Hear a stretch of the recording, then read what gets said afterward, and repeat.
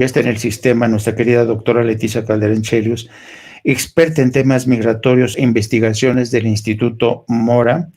Querida doctora Leticia Calderón, muy buenas noches, sea usted bienvenida. Noches, aquí encantada de estar, saludarte además, que ahora coincidimos, me da muchísimo gusto y pues bueno, lista para lo que me comentes y quieras que platiquemos, intercambiemos opiniones. Mira, a mí me encantaría, querida, en lo que llega el doctor Ángel Valderas. Fíjate que esta mañana el secretario de Relaciones Exteriores punteó la agenda de lo que va a ser el encuentro el próximo mes de enero entre el presidente y Joe Biden. Entonces, va a ser muy interesante y algo que comentó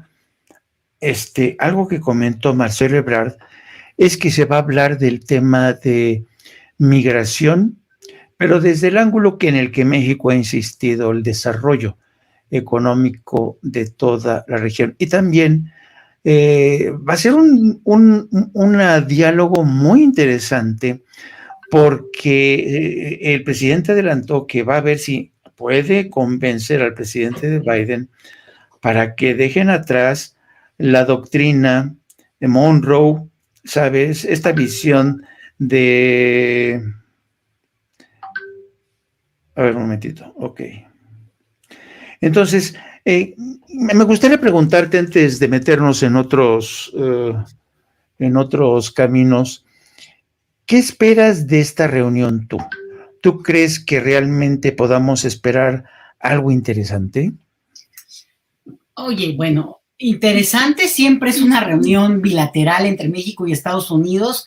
Es una relación histórica, lo sabemos bien, asimétrica, pero fíjate que yo hoy sí estoy como muy descorazonada con este tema, porque quienes no estén tan al tanto, pues les comento que mañana 21 de diciembre, se estaría levantando el llamado Título 42, que es una normatividad estadounidense que impuso Donald Trump de manera unilateral en el tiempo de la pandemia, que justamente amparándose a cuestiones de sanidad pública, permitía que las personas que solicitan asilo en Estados Unidos tuvieran que permanecer en México. Entonces, con ese argumento, bueno, ya nos echamos casi 3 años, y con ese argumento, las personas que han transitado por nuestro territorio con la intención de llegar a Estados Unidos, solicitar asilo, lo cual no quiere decir que se los den, pero por lo menos la intención y el derecho es ese, ¿no? El avanzar en ese punto. Entonces, ya, bueno, hubo un jaloneo cuando Biden entró, inmediatamente lo quitó, fue una de sus promesas de campaña,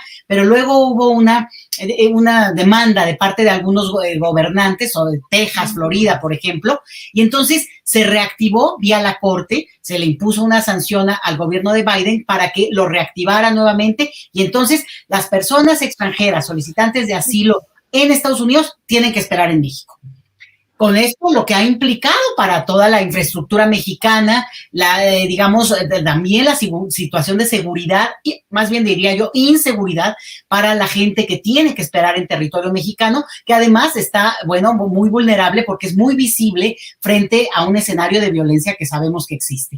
Entonces, bueno, avanzaron, hay una disputa de carácter legal en ese país, pero el siguiente punto, Jaime, y ahí es lo lamentable, es que ya se había logrado que la corte en Estados Unidos, de diferentes cortes, porque aquí tiene que ver también con el asunto de los estados, ya permitieran que entrara, que se quitara este título 42 con la vigencia, y por tanto Estados Unidos ya tendría la obligación de recibir a esas personas que solicitan asilo en su territorio, y en todo caso ellos evaluar bajo su normatividad y la reglamentación internacional del caso a quienes aceptaban como asilados en su territorio. Bueno, pues justamente estábamos, digamos, a la espera de que eso iba a ocurrir mañana, así se anunció hace ya tiempo, y hoy en la mañana, pues fue la nota hoy en la mañana, pues se canceló esta aprobación y por tanto se prolonga.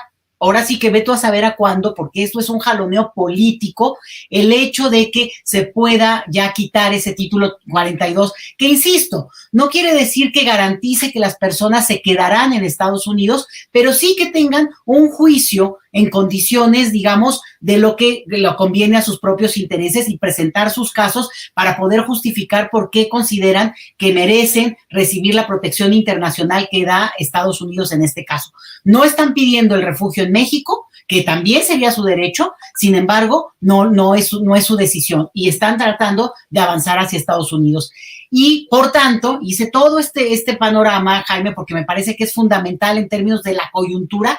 Hoy se está viviendo y mañana justamente miles de personas que estaban esperando en la frontera norte de nuestro país, pues están con un desconcierto tremendo porque pensaban que mañana podrían hacer fila para intentar ingresar a Estados Unidos, lo cual implica que también mucha gente que ya venía en camino, pues se encuentra con esta noticia. Y eso implica, por otro lado, que México, los mexicanos, el territorio mexicano debe estar preparado, y bueno, obviamente nuestras autoridades, ¿verdad? Sobre todo, para este escenario que al final, pues nos agarra a nosotros como sus rehenes, Jaime, porque en esto de que va a haber una reunión en enero, no es culpa directamente de la administración de Biden, pero tampoco es culpa de la administración mexicana, en este caso de López Obrador, la decisión de las cortes estadounidenses para detener esta posibilidad de circularidad un poco más ágil en el tema, sobre todo del asilo. Esto va a ser parte del escenario que se va a poner en la mesa en enero, Jaime, porque al final lo que pueda prometer la administración Biden, pues mira, también depende de una cantidad de coordenadas políticas de ese territorio, de ese país, que no siempre puede ya creerse la promesa y en realidad, pues como situación que estamos viendo, pues los conservadores muy duros contra la migración en Estados Unidos, pues utilizan este tema y quien paga los platos primero son las personas migrantes, que es muy lamentable la situación que están viviendo, pero la otra, también países como México, que si no se prepara, pues tiene una situación muy delicada en nuestra frontera norte y también en nuestra frontera sur, sobre todo, Jaime. Sí, fíjate que qué bueno que señalas esto. Efectivamente, hoy el presidente de la Suprema Corte, John Roberts, decidió de último momento darle un frenazo al fin del famoso título de 42 que impuso Donald Trump. Y lo que tenemos nosotros de último momento es que la Casa Blanca, como te podrás imaginar, esta decisión del juez John Roberts no ha caído bien. Se espera que en el curso de las próximas horas haya un pronunciamiento de la Casa Blanca, pero el resultado es que ha habido muchas presiones, Leticia, de algunos congresistas en la frontera. Han dicho que todavía no están preparados para esta avalancha que se les viene encima, sobre todo congresistas demócratas y republicanos, por cierto, de Texas, que insisten que todavía no están preparados para esta avalancha. Pero, como tú bien dices, los que terminan pagando los platos rotos son los migrantes que llevan meses en condiciones insalubres, en campamentos con hacinamiento, con problemas de convivencia, con problemas de recursos para los alcaldes de las ciudades fronterizas, particularmente en Tamaulipas, en Ciudad Juárez. Entonces, tal pareciera que el presidente Joe Biden, si bien tiene la buena voluntad, se enfrenta como siempre a este tema tan enmarañado y tan emponzoñado por intereses políticos y electorales, que es el tema migratorio. Así es que yo coincido contigo, es desalentador esta última decisión del Tribunal Supremo, y no sé francamente si para cuando ya venga el presidente Joe Biden a México se haya puesto fin a ese limbo, porque están viviendo en el limbo todas estas personas. Así es que va a ser muy interesante. Yo creo que este tipo de problemas que tienen un carácter urgente demandan una solución ya. Así es que yo creo que si el presidente de México tiene la esperanza de que el presidente Biden le escuche, por ejemplo, para que ponga fin a la doctrina Monroe, no sé si se va a quedar esperando o no sé qué pasa, querida Leticia. No, es que fíjate que no, yo estoy así, ya quiero casi que entrar, te voy a decir por qué. Porque yo tampoco exculpo a Biden, a la administración Biden, porque al final de cuentas, mira, y tú lo sabes muy bien, Jaime, tú eres un experto en cuestiones de Estados Unidos. Bueno, obviamente hay una tensión política una tensión política por el poder en Estados Unidos, pero no necesariamente tampoco se alejan demasiado a sus prácticas políticas respecto a países como México. Y en ese sentido, mira, ok, es la Suprema Corte, es toda una disputa de carácter local. Tienes razón de que ellos hablan de que pues la avalancha que viene, bueno, misma avalancha que llega al territorio que me digas, porque vienen cruzando Colombia, cada uno de los países de Centroamérica. Bueno, pues cada uno de estos países, incluido México, también digamos, tienen una parte en esta experiencia de que si le dicen ellos avalancha. Entonces, bueno, pues al final de cuentas, y ahí es el punto en el que yo quiero ser muy crítica de la administración Biden, y por eso yo no les confío tanto, Jaime, es porque finalmente, hace menos de 3 semanas, el gobierno de Biden impuso una nueva restricción para, por ejemplo, mantener relaciones comerciales con Venezuela. Abren un poquito, cierran, abren, cierran. ¿Y sabes qué? Es obvio que es un gobierno que no les es afín, es obvio que lo que tú me digas, pero al final de cuentas es muy claro y ya se ha visto en términos de la experiencia de otros países que cerrar esa válvula de comercio lo único que hace es provocar una migración masiva. Pues los venezolanos han salido sistemáticamente y cada vez más lo hacen por la situación económica en su país, que obviamente deriva en violencia, Jaime. Entonces, a mí sí me da como mucho coraje la parte que tiene que ver con que sí toman decisiones que tienen que obedecer de la Suprema Corte o de las cortes locales cuando es el caso, pero la otra tiene que ver con la responsabilidad que no conectan. Bueno, estoy poniendo entrecomilladito, que dicen no conectar. Claro que conectan. Y esto no es de ahorita, esto tiene, pues, del siglo pasado para acá, ¿no? Entonces, hay una serie de cosas donde no basta hablar de desarrollo, sino también de soberanía. Y permitir, con todas las cosas que digamos que se tendrían que discutir y que poner en la mesa en términos de derechos humanos internacionales y todo, sí, pero hay una parte de responsabilidad directa del gobierno que sea, te diría yo, de republicanos o demócratas respecto a también la manera en que intervienen, a veces directa o a veces indirectamente, y provocan este tipo de éxodos que estamos viendo. Y México es el territorio, geografía es destino, siempre lo decimos, y por tanto, pues nos toca experimentarlo y verlo en la realidad cotidiana, Jaime. Pero fíjate que creo que la razón te asiste, tienes todo el derecho a cabrearte, porque una de las promesas que hizo Biden en campaña fue precisamente reformar de una vez por todas el tema migratorio y no ha cumplido. Por lo que sea.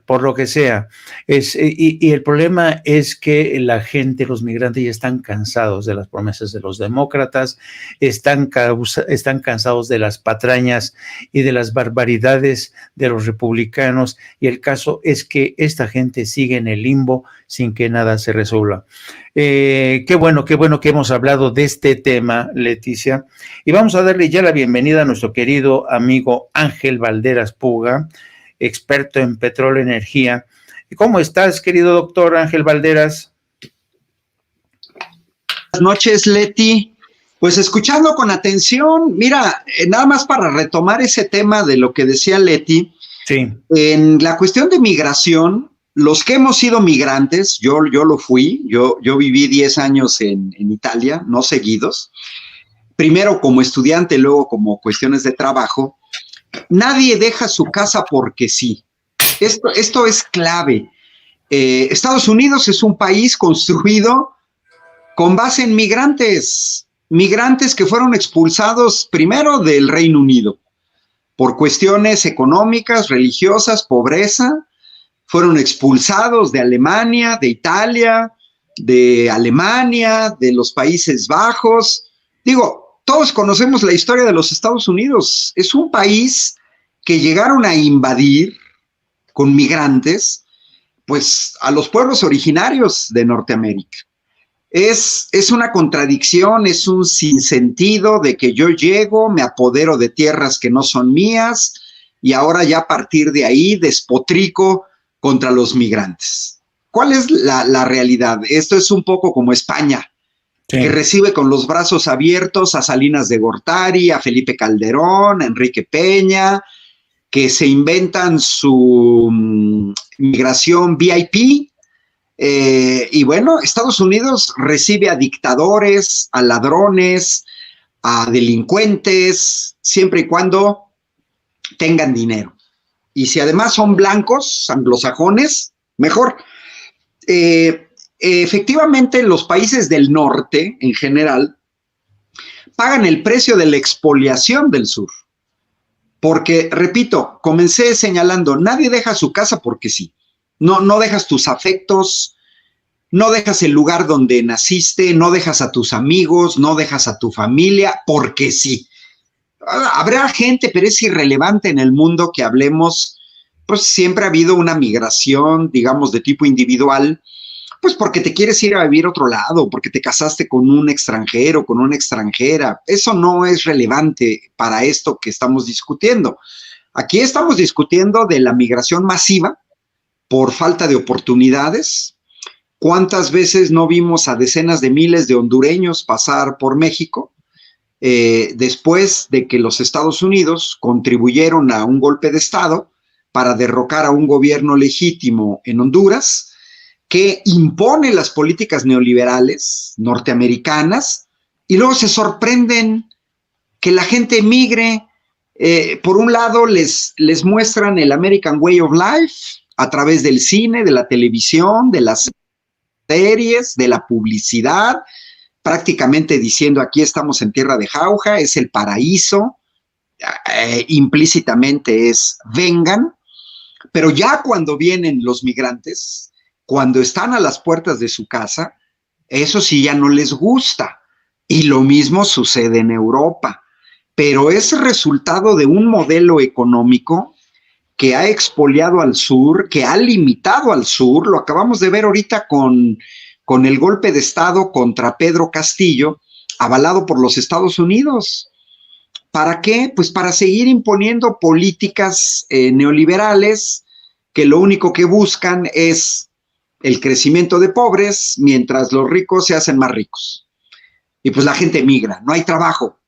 Si no hay trabajo, pues tienes que emigrar. Si te mueres de hambre, tienes que emigrar. Ahí están los famosísimos padres fundadores de los Estados Unidos. ¿Por qué emigraron?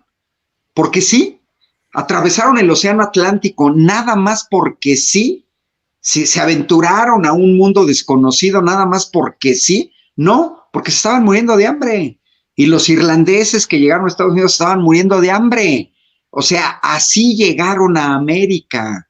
Entonces, es una cuestión que la política pública norteamericana se maneja en un vaivén en el que, por un lado, en el discurso, sobre todo los demócratas, no son tan burdos como Biden, tratan de instrumentar algunas medidas en favor de los migrantes, pero pues todos sabemos que los Estados Unidos son un país dividido.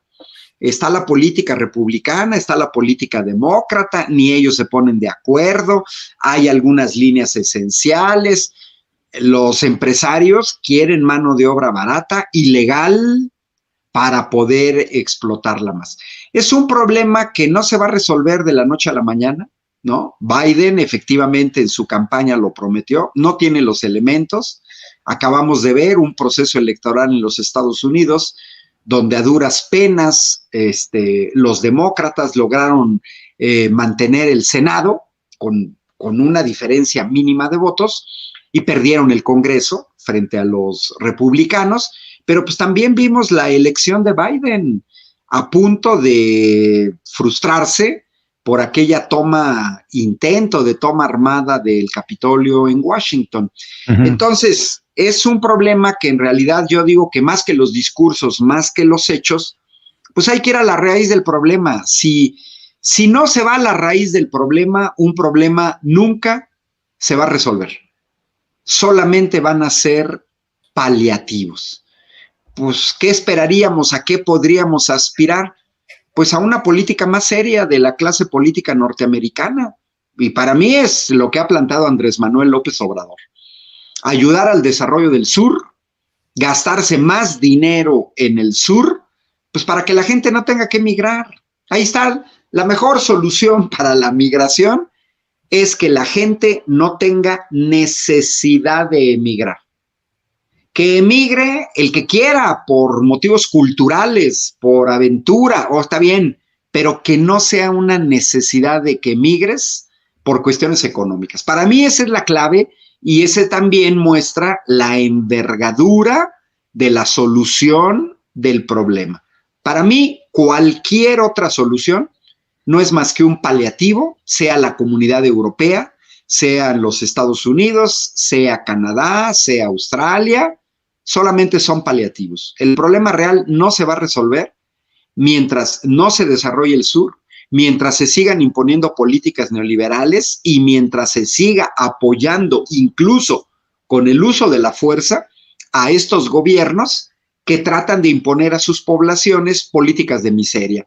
Pues la gente tiene que responder de alguna manera. Sí, efectivamente. Mira, aprovechando lo que has mencionado, querido Ángel, sobre estos cataclismas, ambientes de inestabilidad que se traducen en éxodos de migrantes, como ha señalado, lo pasó en Venezuela, pasó en Centroamérica, pasó no sé cuánto tiempo ha habido cataclismos sociales, guerras civiles, cataclismos naturales. Y Estados Unidos parece que no se percata de que muchas de las raíces de esos problemas son propiciados por ellos mismos. Remitámonos al caso de Perú, porque las últimas horas son realmente preocupantes. Parece ser que México y Perú están al borde de una ruptura. Espero que no se llegue a ese extremo. El gobierno peruano le ha dado 72 horas al embajador de México, Pablo Monroy Conesa, para que abandone el país. Lo ha declarado persona non grata y al mismo tiempo ha concedido un salvoconducto a la esposa del presidente Castillo, Lilia Paredes, y a sus 2 hijos para que viajen a México. Pero fíjense bien bajo qué condiciones le ha concedido este salvoconducto el gobierno peruano. Ha dicho que la decisión se basa atendiendo las obligaciones internacionales en coordinación con el Ministerio de Justicia y Derechos Humanos. Dice, no obstante, el gobierno de Perú ha informado al gobierno de México que Lilia Paredes, la esposa del presidente del Perú, se encuentra inmersa en una investigación por su presunta implicación en un delito de organización criminal, por lo que se reserva el derecho de pedir en un futuro su extradición si ésta fuera sentenciada en ausencia.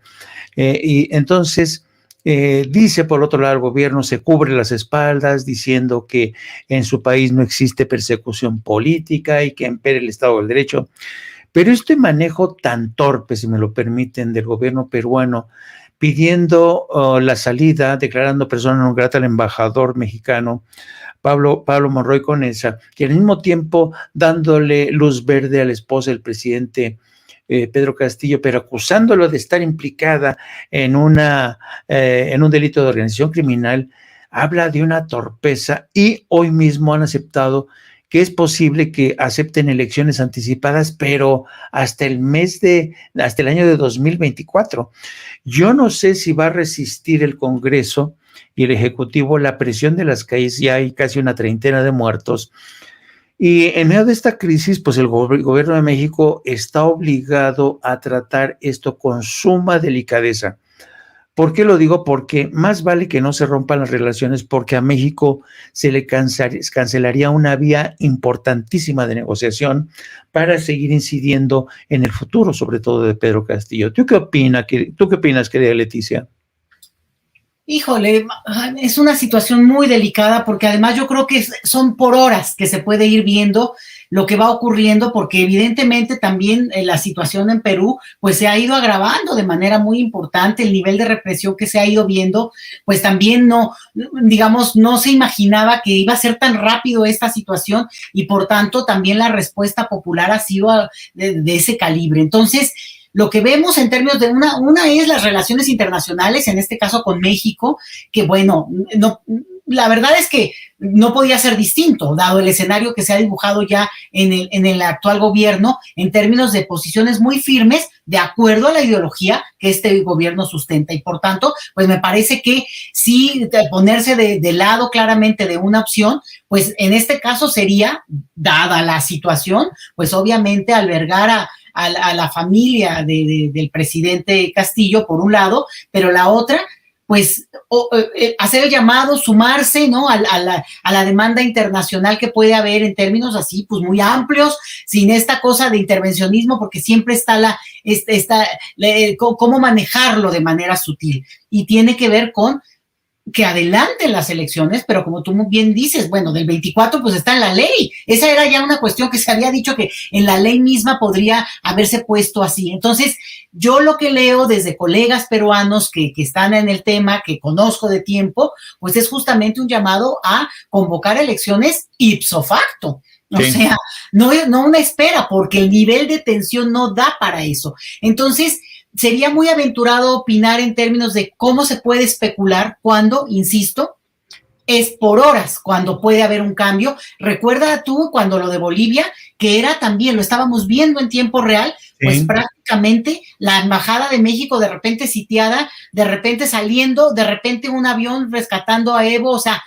realmente es una situación en la que los pronósticos tienen que ser muy cuidadosos, muy reservados, y ahí sí, también confiar en la destreza, digamos, en la estructura diplomática mexicana, esa, la de carrera, la que tiene una larga trayectoria, la que se ha preparado para estar ahí y que, en todo caso, quienes son más las figuras o los representantes atiendan también eso que se pone en la mesa de parte de grupos muy profesionales. Yo confío plenamente en estos grupos muy profesionales y, por tanto, la parte política también atendiendo estos mapas políticos que hay que ir, digamos, pisando como si se estuviera pesando vidrio, Jaime. Sí estamos en una situación delicada en que, y también no se nos puede pasar en los mexicanos que aún están en Perú y que quisieran salir de Perú, ¿no? Este es un punto que es muy importante, porque no es lo mismo una situación de personas mexicanas radicadas en Perú que dicen, bueno, vamos viendo acá, porque es mi país, es mi territorio, digamos, de elección, como los mexicanos que son por elección en nuestro país y que también, ¿no? Les pasa lo bueno y lo malo también de cada nación. Pero la gente que quedó atrapada y que la intención es salir, pues también el gobierno mexicano tiene que ser muy cauteloso para poder mantener ese puente humanitario y permitir que todo mexicano, en este caso, en ese territorio, que tenga la voluntad de salir, pueda hacerlo. Pues fíjense que la Cancillería mexicana, yo creo que haciendo gala de buenos oficios, dice que va a mantener cree firmemente en el diálogo y seguirá manteniendo los canales de comunicación abiertos con todos los interlocutores, especialmente para atender las necesidades de los mexicanos en el Perú. Esto es muy importante. Ahora, y ya como era de esperarse, querido Ángel, ya empezaron las reacciones, ya te imaginarás, de la oposición. Aquí tenemos este tuit de Claudia Ruiz Massieu que dice: la expulsión de nuestro embajador en Perú pone de manifiesto el fracaso de una política exterior impulsada desde la trinchera ideológica, lejos de los principios que la Constitución exige observar. La diplomacia requiere prudencia, sin dogma ni intervención. Lo dice ojo, Ángel, lo dice una mujer que fue canciller, fue secretaria de Relaciones Exteriores, condenando el papel y básicamente tachando de fracaso la política exterior impulsada por el presidente de México. ¿Qué decirle a esta gente? Yo, creo que la oposición, Jaime, en México, tiene el gran problema, PAN y PRI, que ya los vimos gobernar. Ya vimos su política exterior, entreguista, sumisa a las órdenes de los Estados Unidos. Creo que la señora Claudia Ruiz Massieu, al igual que he visto en otros casos en la oposición, pues le apuestan a la desmemoria, le apuestan a la desinformación. Yo me preguntaría, ¿qué hubiera hecho el gobierno de Peña Nieto ante la misma situación? Reconocer inmediatamente a un gobierno golpista que ha llevado ya a la muerte de decenas de personas en Perú, con un Congreso que desde el inicio no ha aceptado un resultado electoral democrático, legal, legítimo, como es la asunción de Pedro Castillo como presidente de la República. Entonces, de eso la señora Claudia no dice nada. Oye, a final de cuentas, la política de México, la política exterior de México que ha venido recuperando Andrés Manuel López Obrador, viene en la mejor tradición de la política mexicana: no intervención, asilo, el hecho de señalar las cosas como son. Fíjate, a diferencia de Claudia Ruiz Massieu, yo veía pues en una de las tertulias, como dicen los españoles, del periódico Público en España, me eché una tertulia de esta, eran 6 analistas, latinoamericanos todos, un español, 5 latinoamericanos y latinoamericanas, en donde a final de cuentas, quien conducía la mesa de análisis, muy buen análisis, un argentino, terminó su introducción señalando, leyendo los tweets de Andrés Manuel López Obrador con respecto al caso de Perú. Y este analista argentino, no recuerdo su nombre, decía: cada vez más admiro al presidente de México, Andrés Manuel López Obrador, por posiciones como esta. Y leyó 3 tweets de Andrés Manuel sobre la situación en Perú, muy al inicio, en donde se muestra una posición divergente de la posición norteamericana de favorecer. Tenemos que decir las cosas por su nombre. Lo que vimos en Perú es un golpe de Estado por parte del Congreso, en donde nunca dejaron gobernar a Pedro Castillo. Tienen problemas institucionales fortísimos los peruanos, tienen un diseño de gobierno exageradamente extraño, como el hecho de que todo el gabinete tiene que ser avalado por el Congreso, lo que es absurdo. Yo me preguntaría si en Estados Unidos, en Alemania o en el Reino Unido pudiera funcionar un gobierno donde cada ministro tiene que ser autorizado por el Congreso y donde después de que ya fue autorizado te lo pueden desautorizar a las 2 semanas, o sea, a las semanas, ni siquiera a los meses. Bueno, pues ese es obstaculizar a un gobierno. Entonces, efectivamente, la ruptura de relaciones no es buena, pero que no nos venga la oposición en México a querer dar lecciones cuando lo que nosotros hemos visto, el come si te vas, muestra hasta el grado lacayuno de panistas y priistas a la política del imperio.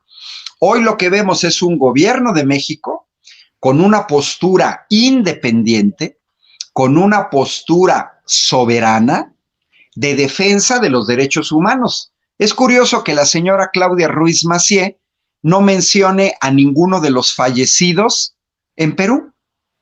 Bueno, para ellos quisieran, Leti, Jaime, ellos quisieran, se les ve, se les cae la baba.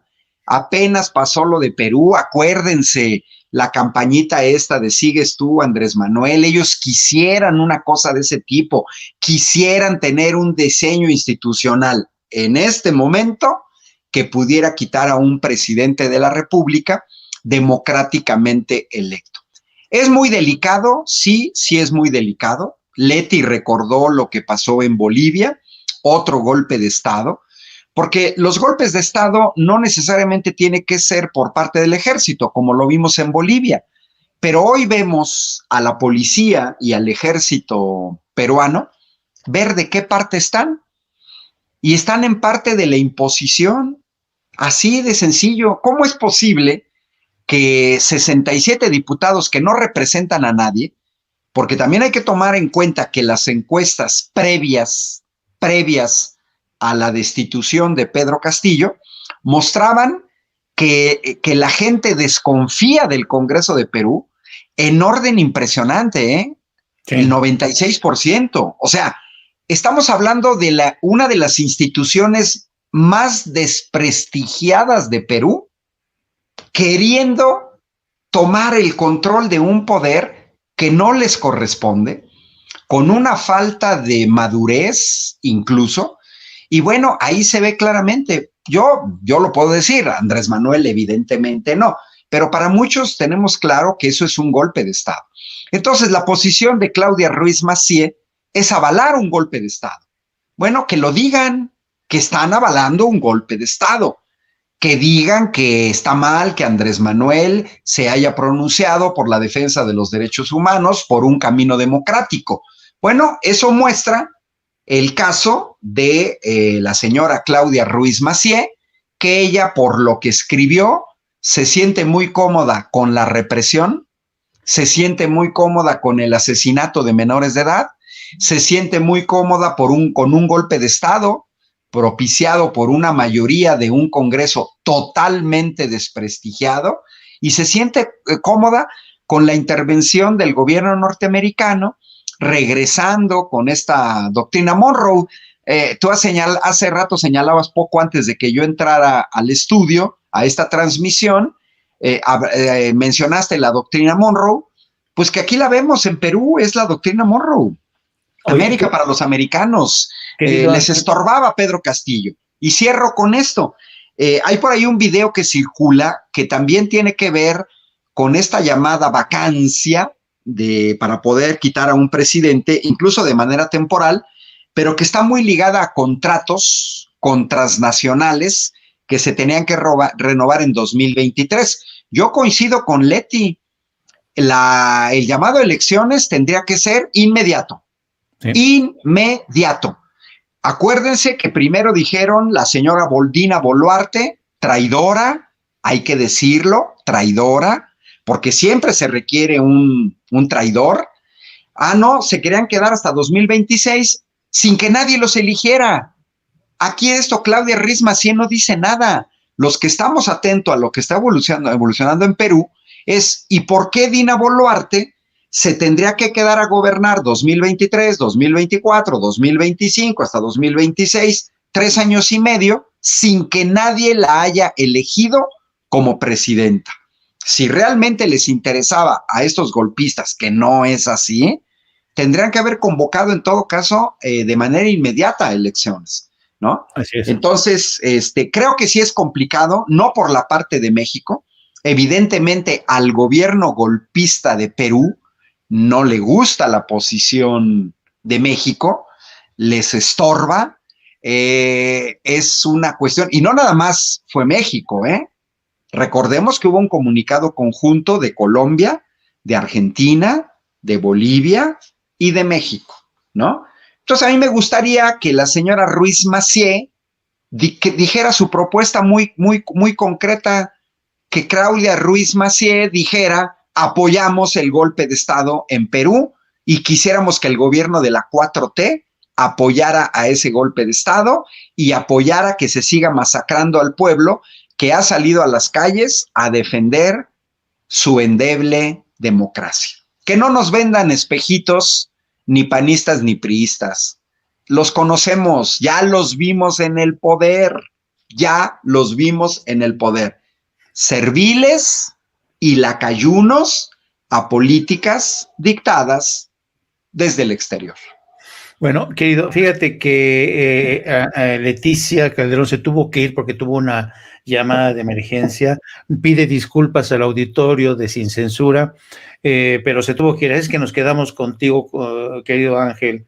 Bueno, pero vámonos ahora a la grilla nacional, que tiene que ver con lo ocurrido hoy, querido Ángel, en este acto en el que fueron invitados legisladores. Mira, para que veas el ánimo que había y que se respiraba antes del inicio de esta reunión con el presidente. Mira, pones el video número 10, querida Adriana. Ya estamos aquí para entrar en Palacio Nacional, que vamos a tener la reunión con el presidente de la República. Aquí estamos varios senadores y senadoras. Allá andan. Y la verdad, súper emocionadas, súper emocionados, porque hoy finalmente vamos a ver al presidente. Y también quien estuvo ahí, querido Ángel, fue la maestra Delfina Gómez. ¿Cómo la ves? Mira, es el video número 11. La organización y coordinación de trabajos estamos en esa, precisamente en esa etapa, y pues ahí vamos con todo y vamos con toda la buena intención y sobre todo la participación ciudadana, que a mí es lo que me emociona mucho. Muchos ciudadanos se han querido sumar a este proyecto de organización y yo les agradezco mucho y los sigo invitando a que los que quieran sumarse, aquí estamos. ¿Cómo va la organización política, el fortalecimiento de Morena en el Edomex?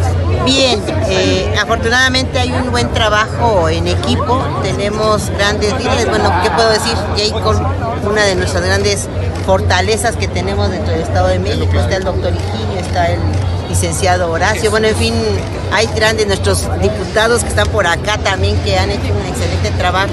Ya cerraron filas todos los liderazgos, Higinio, todos. Lo que pasa, fíjate que es lo que comenta, nunca se ha abierto esas filas, siempre hemos estado en esa unión y en esa concordancia. Obviamente pues hay momentos en donde puede haber alguna situación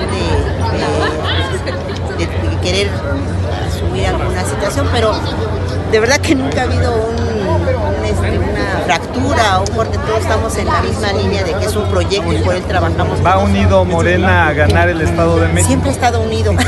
Yo digo, siempre ha estado unido y eso me da mucho gusto, ver que los compañeros tienen esa buena disposición de trabajar en equipo, coordinados y unidos. Vamos bien. Y seguimos invitando a los que quieran sumarse a este gran proyecto. ¿Cómo ves, Ángel, la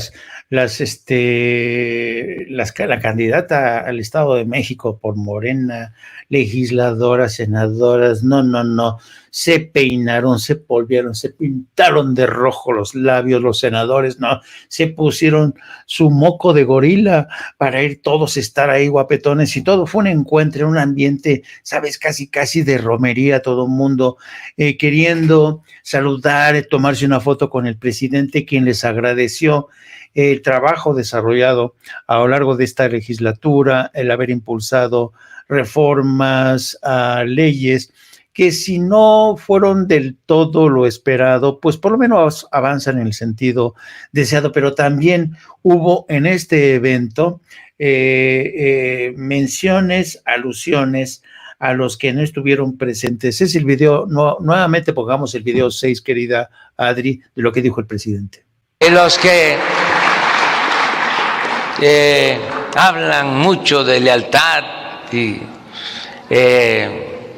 sin tener principios, sin tener ideales, a la primera traicionan.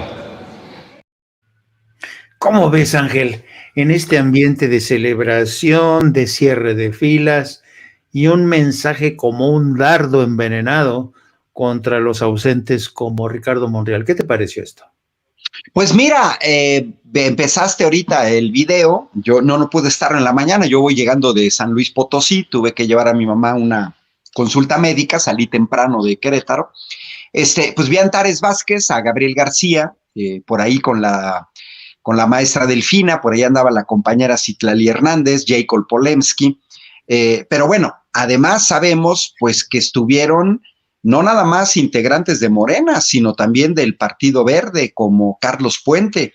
Por ahí vimos también al senador Manuel Velasco.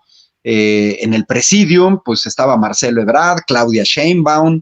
También estuvo la coordinadora de los senadores del PT, Giovanna Bañuelos, Alberto Anaya, coordinador de los diputados, Adán Augusto, por supuesto, y también Nacho Mier, el coordinador de los diputados de Morena, y Alejandro Armenta, presidente de la mesa directiva del Senado.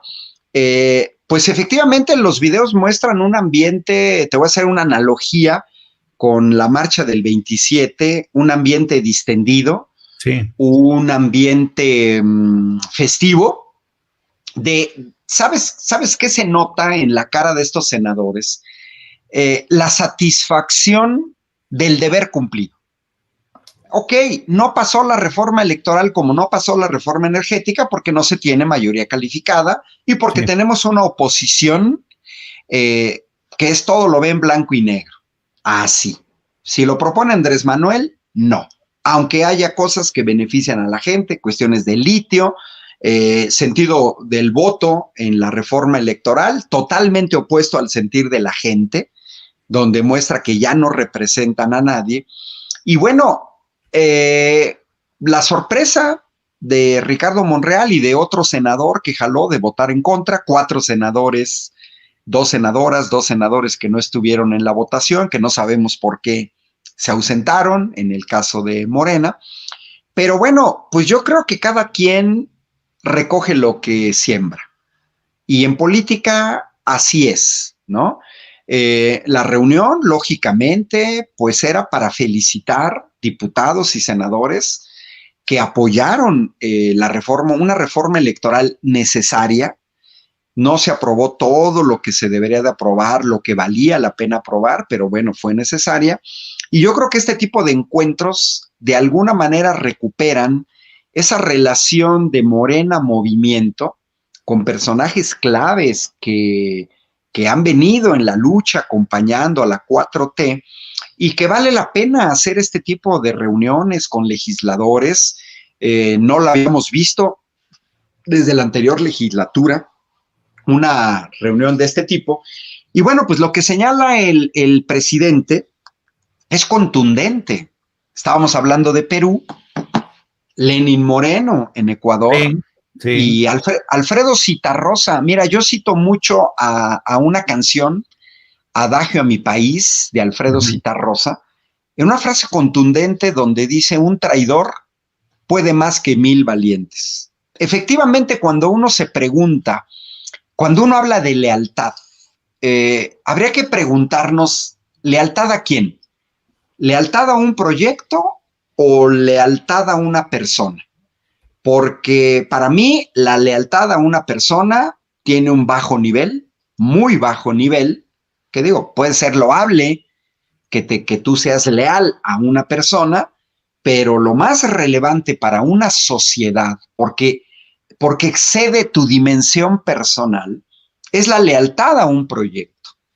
Y la lealtad al proyecto de la 4T es ayudar a la transformación de este país, es corregir en la medida de lo posible esta herencia nefasta de los gobiernos neoliberales, 6 sexenios de gobiernos neoliberales, a los que habría que sumar la herencia de los gobiernos no liberales, pero que ahí sí venimos de regímenes autoritarios.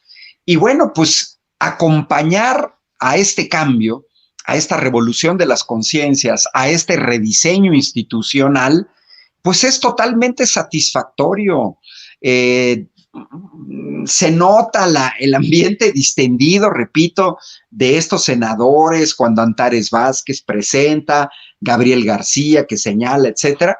Pues yo creo que ese ambiente es un ambiente de cordialidad, más allá de todos los debates que se dan en el Senado.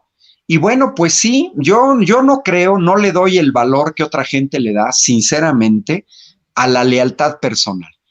Porque las personas, todos nos podemos equivocar, todos nos hemos equivocado, y yo creo que tiene muchísimo más valor la lealtad a un proyecto. Morena tiene una declaración de principios, tiene un programa, que si tú te sujetas a esa declaración de principios, a ese programa, estás haciendo lealtad a un proyecto, no a una persona, a un proyecto. Y para mí el mayor valor en política es ser leal a un proyecto. ¿Cuál es la contraposición total, Jaime, y la gente que está siguiendo esta transmisión en Sin Censura? Lo opuesto de la lealtad a un proyecto es andar de saltimbanqui de aquí para allá, lo que en México le hemos llamado chapulines.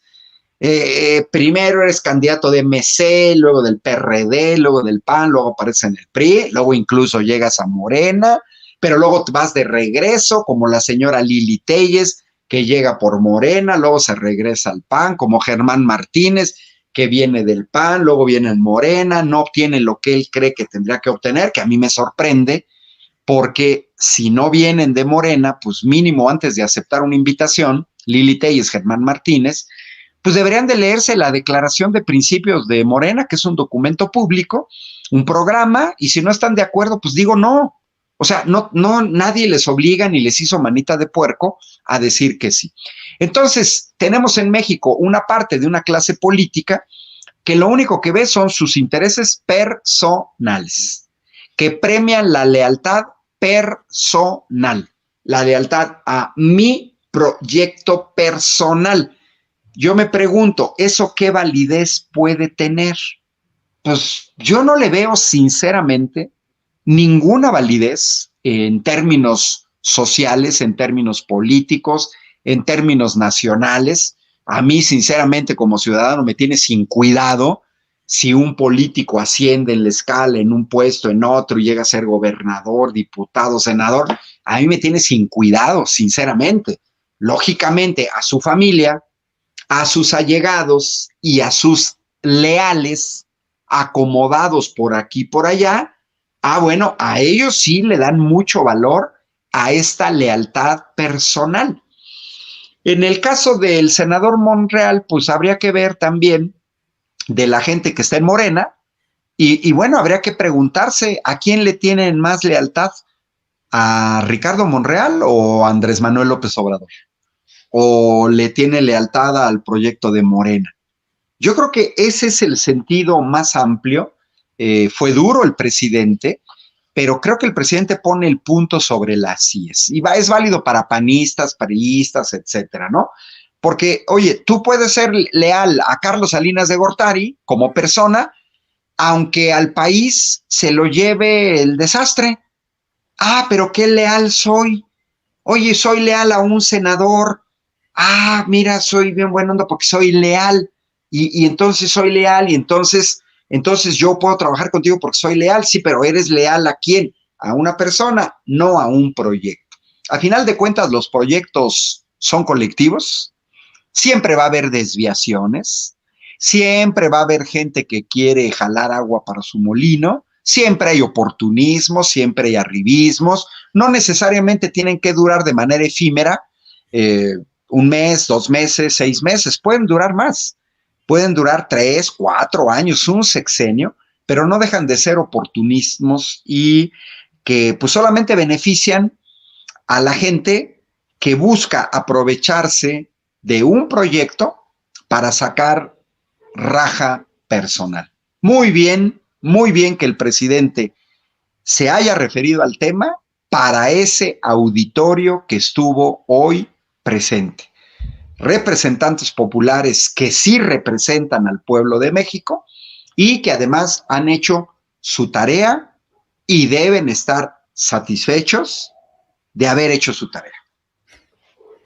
Pues fíjate que mientras en Palacio Nacional todo un ambiente de festivo y de regocijo, de rendición de cuentas con el presidente, de incluso de anuncios como siempre y además de declaraciones del presidente a favor de sus hermanos Marcelo, Adán Augusto y Claudia Sheinbaum. Les pidió a todos los presentes que por favor que respetaran el resultado de las encuestas y todo el mundo dijo, sí, vamos a respetar las encuestas, señor presidente.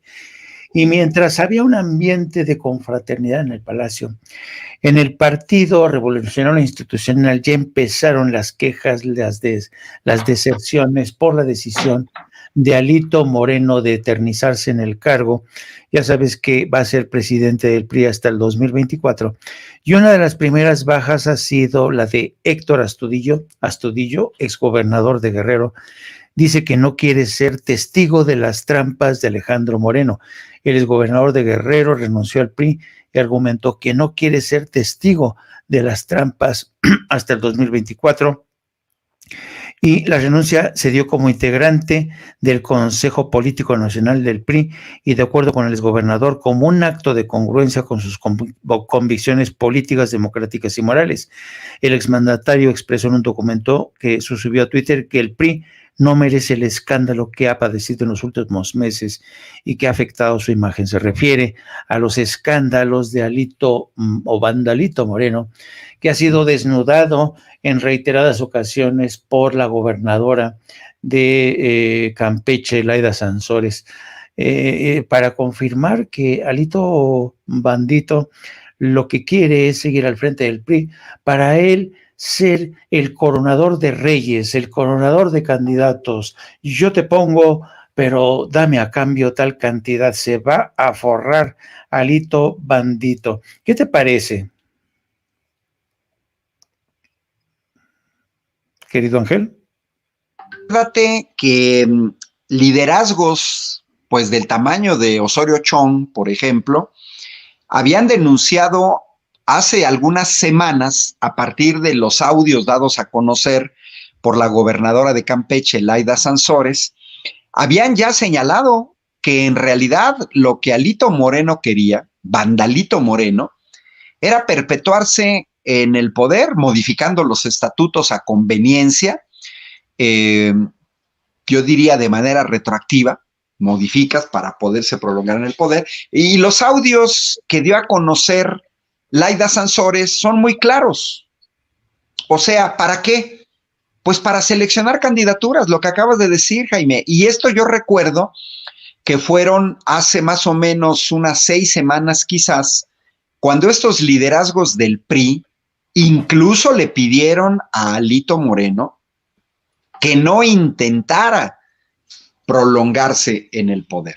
Ya también salió Miguel Ángel Osorio Chong a decir, pues que no está de acuerdo, y fueron liderazgos fuertes en el pasado priista que no ven con buenos ojos esta entronización de Alito Moreno, pues para decidir candidaturas, y como tú lo señalaste y como se ha señalado en los audios, pues a través de una especie de negocio turbio.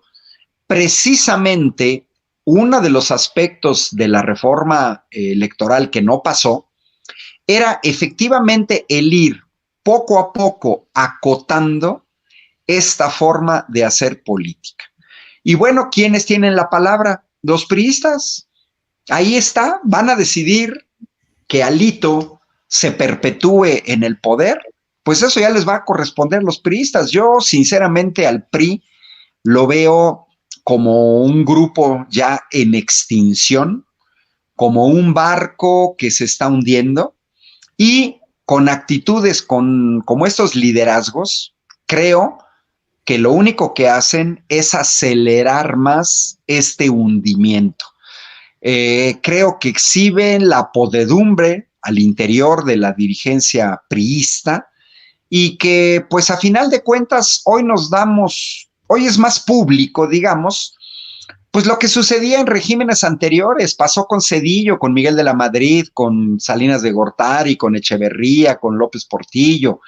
Pues esa era la manera de los priistas de comportarse, pero antes todo era soterrado, era por debajo del agua, tenían la presidencia de la República, había una figura a la cual obedecían, pero te recordarás que a partir del año 2000, el PRI comenzó a perder este centro al ya no tener una figura, y entonces ya fueron varias porque fueron los gobernadores. Luego regresa Peña Nieto, pero Peña Nieto no fue el gran líder priista que pudiera enderezar el barco, y bueno, pues yo hoy los veo cada vez más desbalagados, y pues solamente me esperaría que la ciudadanía en México pues continúen con el proceso de enterrarlos, de pasar de página, de cerrar esta época del PRI, que cerraría su vida, digamos, en la historia de México, pues de una manera vergonzosa, de una manera como ha pasado con muchos partidos, pues que te van a terminar por disolverse. Yo veo mucha descomposición, Jaime, al interior del PRI. No tienen propuesta. También eso hay que señalarlo, lo ha dicho el presidente una y otra vez. El PAN no tiene propuesta, el PRI no tienen propuesta. El tuit de la señora Claudia Ruiz Massieu muestra que no tienen propuesta, y pues si no tienen propuestas, si no tienen alternativas, pues difícilmente la ciudadanía va a seguir avalando. Yo creo que vamos a ver más descomposición al interior del PRI, y qué bueno que se sigan descomponiendo, que se acelere el proceso de descomposición, porque creo sinceramente que el PRI ya no tiene nada que ofrecerle al pueblo de México. Cerró un ciclo y es mejor retirarse con dignidad que estar viendo estos sainetes que estamos viendo con gente tan impresentable como Alito Moreno, que imagínate, es la cara del PRI. Sí. En democracias más robustas, estoy pensando en la europea, en Canadá, ya hubiera renunciado. Una persona que es cachada con uno solo de los audios de Laida Sansores, ya hubiera renunciado. Mira, acuérdate, en el Reino Unido, Boris Johnson renunció por menos que esto, ¿eh? Liz Truss renunció por menos que esto. O sea, en Europa los políticos renuncian por muchísimo, por una milésima parte de lo que hace Alito, renuncian a sus partidos, renuncian a los liderazgos, muchos de ellos incluso se retiran a la vida privada. ¿Por qué? Pues porque son más serios. Pero bueno, en México, con el diseño electoral, todavía sigue siendo un business dirigir un partido político. Y en esas ahí va a estar el señor Alito. Creo que va a exprimir la vaca hasta donde se deje. Y en este caso la vaca es el PRI. Así es. Y mira, y precisamente a propósito de esto que señala, es un partido que no tiene proyecto y que se la pasan de sainete en sainete. Vamos a escuchar precisamente al personaje que mencionas, Ángel, a Miguel Ángel Osorio Chong, en una entrevista que mantuvo con Ciro. Es el video número O, querida Adri.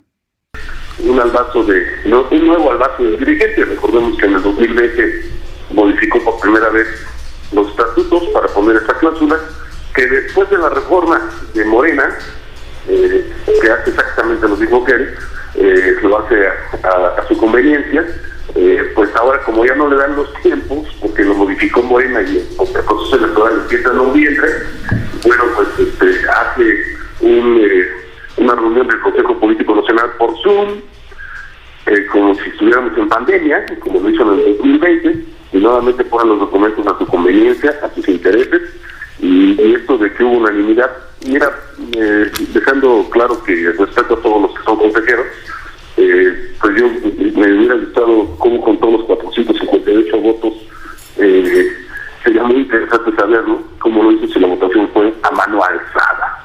Entonces, bueno, una y otra mentira, no supo salir de lo que ustedes me preguntaron hace un momento. Dice que no se quedará, pero después dice que hará lo que dicen los estatutos y bueno, acaba de modificar su conveniencia. Bueno, y ante eso, Miguel. Mira, irnos a las instancias legales y también respetando a las mismas, pues espero que no le echen una mano como la ocasión pasada. Nadie puede hacer modificaciones para sí, para su conveniencia, y vamos a hacer todo lo que está en nuestras manos. La militancia, los miles y millones de periodistas que sí existen y que sí están, no construyeron este partido para la conveniencia de un dirigente, para lo que a él, solo a él le conviene. Y bueno, vamos a hacer todo lo que corresponde a la legalmente. Es una votación como sea, mano alzada, vía Zoom, 458-0. Sí. Insisto, por Zoom contar esos votos fue bien interesante, la agilidad que tuvieron para hacerlo. Pero más allá de eso, es el proponerlo, el seguir pensando que le pertenece el partido, ¿no? Y ayer en su discurso dijo, hago lo que le conviene al partido, lo que le conviene al partido, que ya deje la dirigencia, ha perdido todo, absolutamente todo. La gobernatura que se ganó, te aseguro que no fue gracias a él, perdió todas las que teníamos, y es muy fácil, como lo hacen en este gobierno, parece integrarse del mismo, voltar hacia atrás y decir, es que los otros me dejaron, y es que los otros no fue culpa mía, y ya no se dan cuenta que ya está por terminar su mandato y no tiene cuentas favorables que decir a los periodistas. Bueno, pues esperemos entonces la acción, la medida de impugnación que tomen. Y muchas gracias Miguel Ángel Osorio Chong, coordinador de los senadores del PRI. ¿Qué te parece? De lo que decías, Ángel, qué espectáculo tan grotesco ¿no? Pues qué risa. Oye, yo he participado en la universidad, en la Facultad de Ingeniería de la Universidad Autónoma de Querétaro, en votaciones por Zoom, donde hay instrumentos dentro de esa plataforma y de otras plataformas donde puedes contar los votos de manera precisa. Hay instrumentos. Es más, el Consejo Nacional de Morena, desde hace años, desde que comenzó la pandemia, se hacían las votaciones con un instrumento que tiene Zoom. ¿Qué es lo que estamos viendo aquí más bien? Pues la trampa del señor Alito. La verdad me da mucha risa. lo que hace Alito.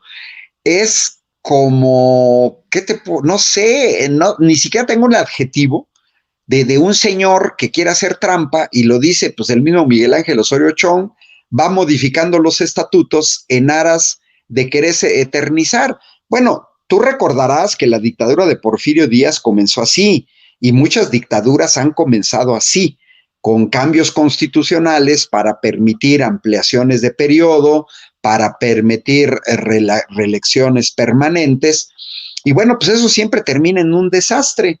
¿Quiénes le tienen que poner un alto al señor Alito? Pues los mismos priistas. Me parece hasta una vacilada que es.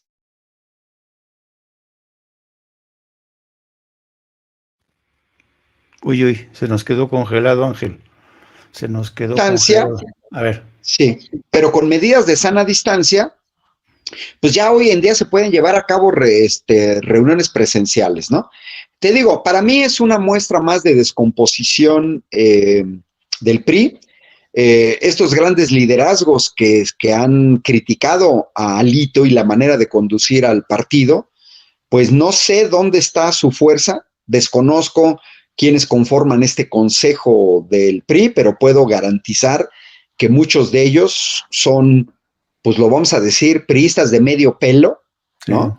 Y que pues están avalando todo lo que haga el señor Alito y no les da vergüenza tener un liderazgo de ese tipo. Eso también forma parte de la descomposición de la oposición en México. No les da vergüenza tener a gente como Santiago Krill o a gente como Margarita Zavala o como Felipe Calderón y en el caso de los priistas como Alito Moreno. No les da vergüenza. Ya perdieron toda capacidad de asombro, toda capacidad de vergüenza. Y digo, bueno, si esto es lo que le proponen al pueblo de México, pues que no se sorprendan que van a seguir perdiendo elecciones. Así es. Yo creo que es triste ver, pero sabes, los pleitos entre ladrones, entre tramposos, siempre terminan en caos, ¿saben? Yo no sé hasta dónde durará el PRI, yo no sé, yo creo que ya ni con una tonelada de Botox el PRI se recupera. Bueno, querido Ángel, ha sido un placer como siempre tenerte con nosotros. ¿Puedes decirnos cómo vas a pasar tu diciembre? ¿Qué vas a hacer? ¿Cómo te puede seguir la gente? Bueno, mis redes sociales, Ángel Valderas, estoy en YouTube, en Twitter, en Facebook. Pues mi diciembre va a ser con la familia, porque así es, no pienso salir de Querétaro, tengo varios pendientes que hacer. Me gusta cocinar, así es que me va a tocar cocinar para Navidad, para Año Nuevo. Qué rico. Y siempre, pues, hacer trabajo, Jaime. A final de cuentas, el seguir observando la realidad nacional es una tarea permanente. Todavía estamos en trabajo en el Tecnológico de Querétaro. Mira, traigo mi suéter con este logo, es de los zorros del Tecnológico de Querétaro. Pues todavía los profesores tenemos trabajo por hacer, entregamos ya calificaciones hoy. Y pues pareciera ser que tenemos muchas vacaciones, no es así, porque pareciera ser que terminan las clases y ya no tenemos nada que hacer. No es cierto. Todavía hay trabajo que hacer y bueno, pues yo parte de mi diciembre y en enero, pues es preparar los cursos del próximo año, haciendo una retroalimentación y pues siguiendo el acontecer nacional. Es importante que nos mantengamos ahí y pues siempre que informo, acabo de llegar de Chilpancingo.